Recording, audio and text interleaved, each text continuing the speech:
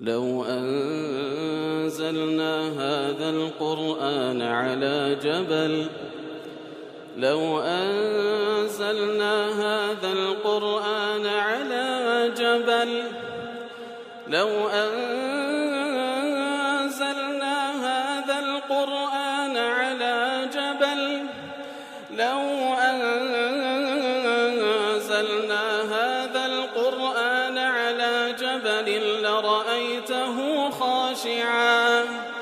لرأيته خاشعا متصدعا من خشية الله وتلك الأمثال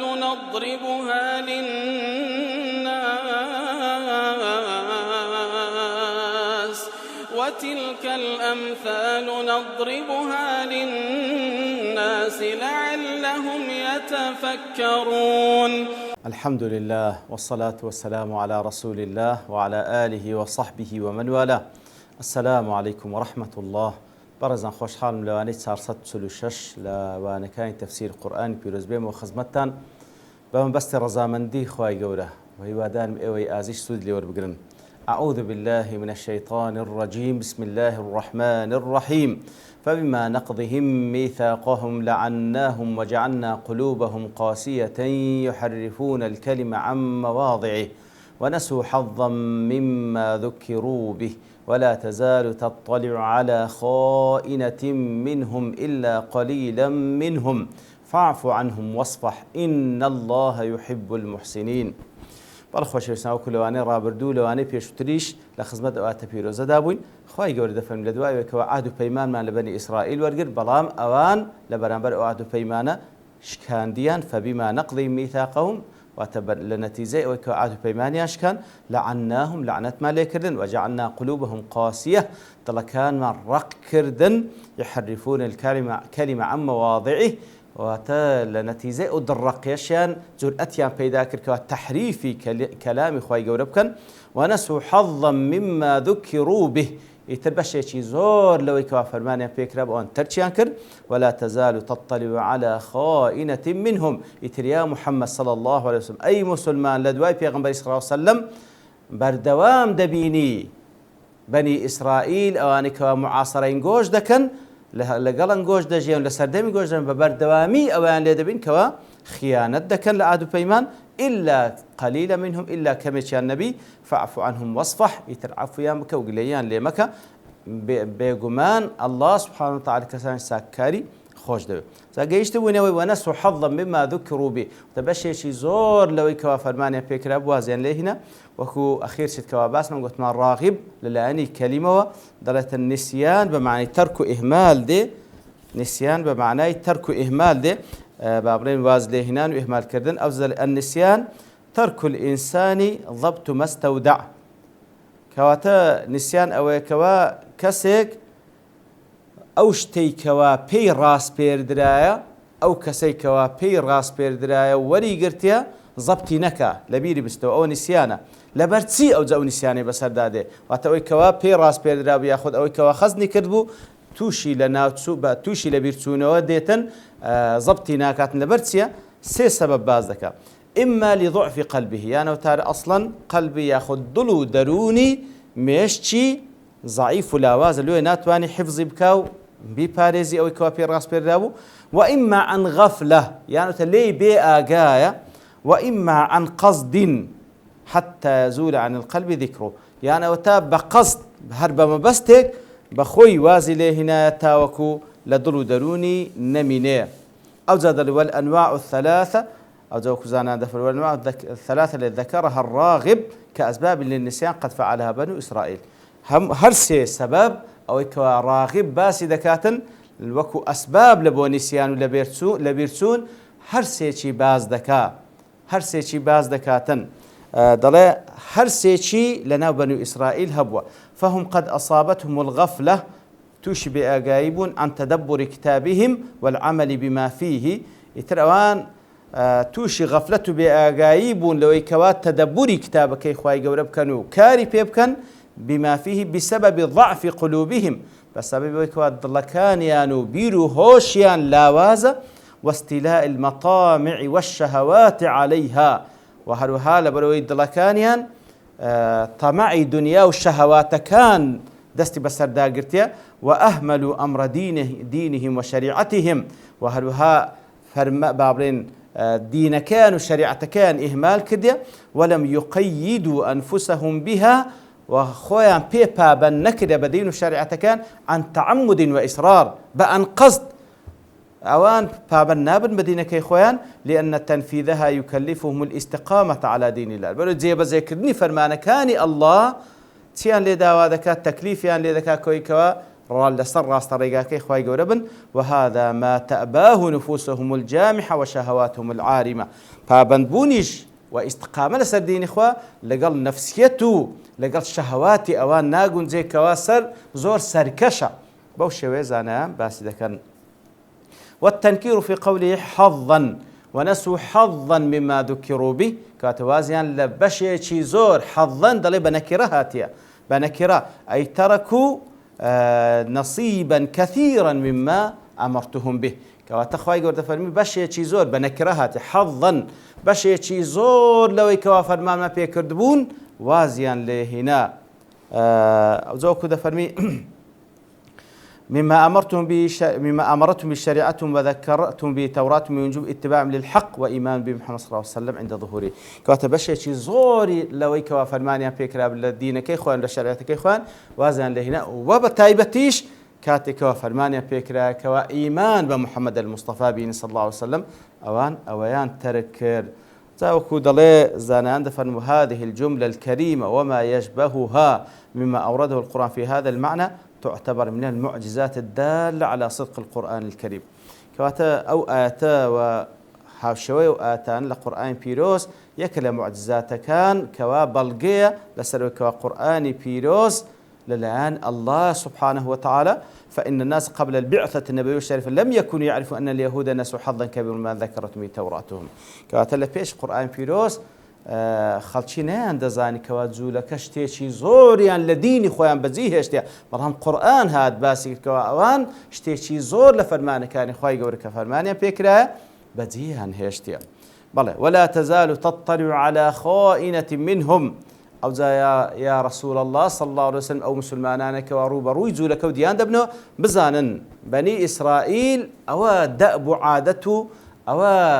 طبيعتيانە خيانتكارا لقال عهد بيمان خوا لقال عهد بيمان لقال بيغمبرانيان وبردوامج عهد بيمان دشينو خيانت دكن كواتا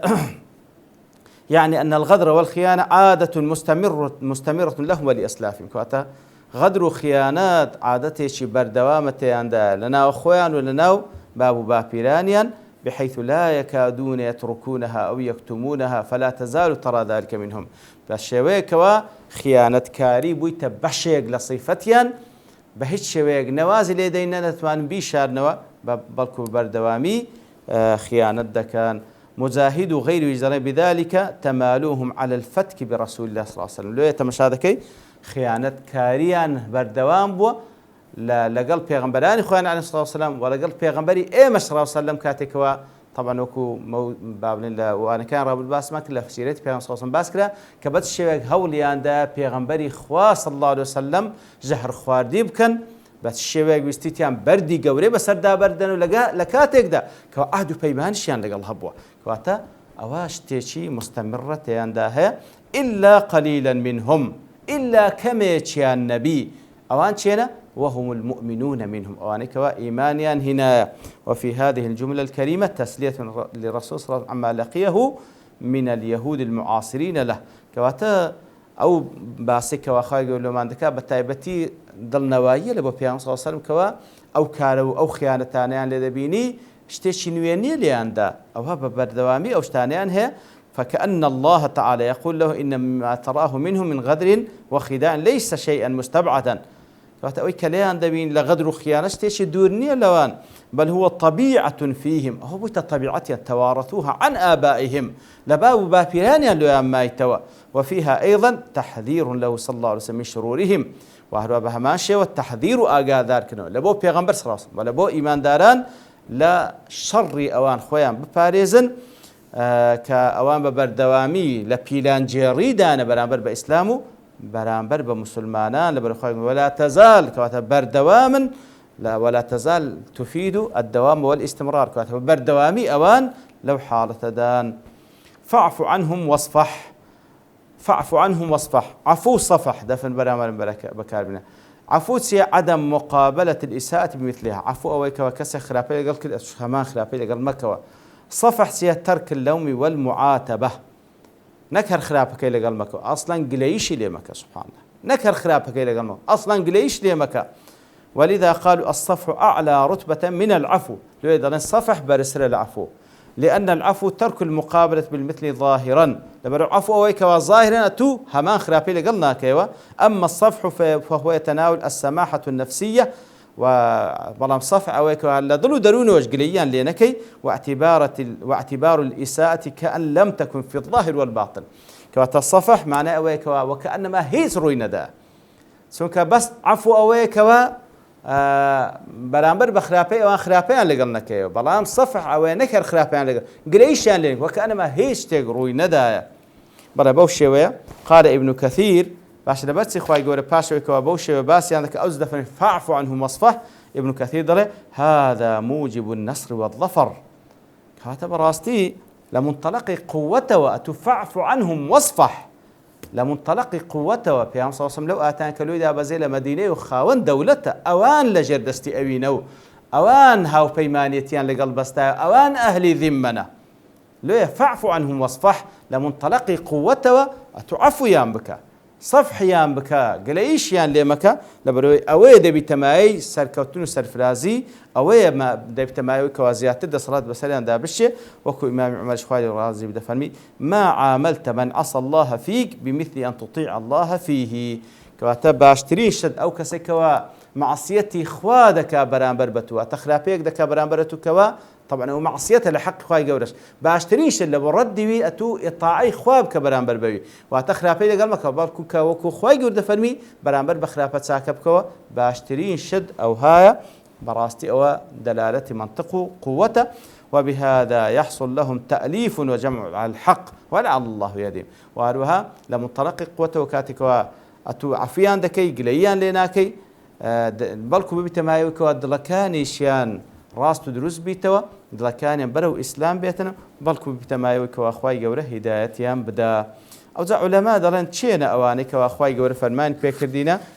فرمان ببيغمبرك صلى الله عليه وسلم وفرمان بإيمان داران دكا برامر بخيانتي كاتك أو خيانتي أوان دي كان أتوفع في وصفح تسن رأيك هي هنديك دلين القلة اليهودية التي أسلمت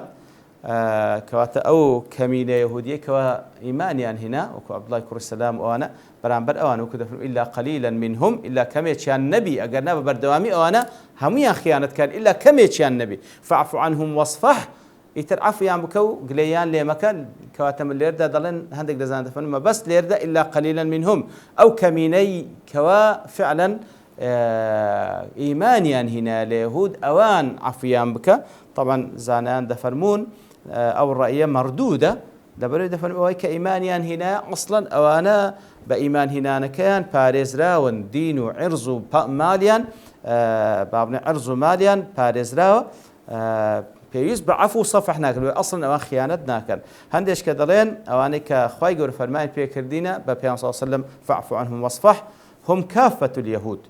هم جولك فاعفوا عنهم واصفح بلام دفن من أو آتنسخ دبتوبة وآتي سورة التوبة قاتلوا الذين لا يؤمنون بالله ولا باليوم الأولى يحرمون ما حرم الله ورسوله إلى آخر الآية أو رأيش زانان دفن ضعيفة لبروي نسخ كاتك دلين فلان آيات بفلان آيات نسخ بيتو أجر نكري جمع لبين دؤات كبكري بلام ليردا جمع ذكري كرئيس يمك أبو مسلم دله أن المراد بهم اليهود الذين بقوا على كفرهم ولكنهم لم ينقضوا عهودهم دلين أبو مسلم دلواتا فاعفوا عنهم واصفح أوجو لكاني برا لسر دين خوان ماين برام عهد بيمانيا النش كان ديا أوجا وكولا تفسير كان بتايبتي لتفسير وسيط دلي ليرة أو كوا الرأي راجحة أو كوا عام لليهود وإن من مظاهر ذلك مسالمتهم ومساكنتهم كوا تبع عام لبو يهود فاعفوا عنهم واصفح لمظهروا لشوازي أو عفو صفحش أويا كوا لقليان بجينو بابلين بسلم لقليان بجين ومجادلتهم بالتي أحسن أجر مجادلش مع لقليان كر بتساكترين شيء ومعاملتهم بمبدأ ومعاملان لقلب كين بمبدأ لهم ما لنا وعليهم ما علينا كاتك وأوان هاو فيمان لقل دا لجير ستري دولتي إسلامي دجين كوات أوي لسر إيمي لسر أوانشة أوي لبو إيمي لبو أوانشة مع العفو عن زلاتهم وهروها تابوشي لزلات بها الخليص كان يمكن التي لا تؤثر على كيان الدعوة الإسلامية كواتا لو زلاتانا كوات تأثيري لسر دعوة إسلامية ولسر كيان دولة إسلامية لو يتسابوشي بك لمنطلق قوته فإذا ما نقضوا عهودا وخانوا الله والرسول والمؤمنين بلام أجر عهد بيماني كان خيانتنا لقى الخواب بيغمر إخوة إيمان داران كر وأصبح العفو عنهم فيه مضرة بالمسلمين ولو حالتي أجر خيانتي كرد بلام عفو كردنيا بو ماي أو كوا زرر لبو مسلمان دروز بكا ففي هذه الحالة تجب معاملتهم بالطريقة التي تفي المسلمين شرورهم لو حالتي فيستبوش شوي هرس كوتيان لقلبكي كوا مسلمان باريز راوبن لشركانيان لأن العفو عنهم عند استلزام قتالهم للدفاع عن النفس وعن العقيدة يكون إلقاء بالنفس إلى التهلكة كوا تأجل لحالتك بزاني عفو كردنيان دبيت ماي أو كوا زياتر أو زرر لمسلمان بدنو زرر لكيان دولتي إسلامي ودعوة إسلامي بدن لو حالتي عفو كردنيان دبيت ماي أو كوا براستي أتخوتم مسلمانات وش زرر كان لكاتك دا أخوي ولا تلقوا بأيديكم إلى التهلكة ناكري مشتاق كوا برو هلاكات منبا لو حالتي تعاملي على قلب ذكري بو آتي سورة التوبة كذا يجين لكات أخوي إن شاء الله باس ذكين كوا قتالي على قلب ذكري يأخذ لسورة الأنفال عند فرمي كاتك وخيانتي لدبيني أو عهد بيمان بشينا وزاد تهديد وهرشان لذكاتا بلام أجر كاتلير دا جمع لبيننا كخيانتكيان تأثيري لا كياني دولتي إسلام ولا كياني دعوة إسلام كا بيوست حديان لو دا مدري بلام أجر شتي بسيط بو تأثيري لسر المسلمان بقشتي لسر كياني دولة إسلام نبو لو حالتي لمنطلق قوته فاعف عنهم واصفح إن الله يحب المحسنين كواتا كاتي كواتاك عفيان دكيو قليان لنا كي لو منطلقي كاتو تاكا كاريش والله سبحانه وتعالى بالتأكيد كسانش تاكا كاري خوش ده تاكا كاريش أو كسي كوا بتايبتي لقل خوا أو كوا أن تعبد الله كأنك تراه وكل حديث بيغمبر صلى الله عليه وسلم لقل خلتشيش أو كوا إحسان أن تحسن إلى من أساء إليك تاكب كي لقل أو كسي كخرافي لقل كردي كوا أو فريق قوته لمنطلق قوته بوشيوت هرس كود بكي الأخوة يقول دبارين بوشي ولا أتكان أخوة يقول تبقين كأخوة ما بستي سبحانه وتعالى وأخوة يقول موهمو مسلمان لكيد بيلاني دجمناني أو دين بباريزي وصلى الله وسلم على نبينا محمد وعلى آله وصحبه أجمعين وآخر دعوانا الحمد لله رب العالمين. لو أنزلنا هذا القرآن على جبل لرأيته خاشعا متصدعا من خشية الله وتلك الأمثال نضربها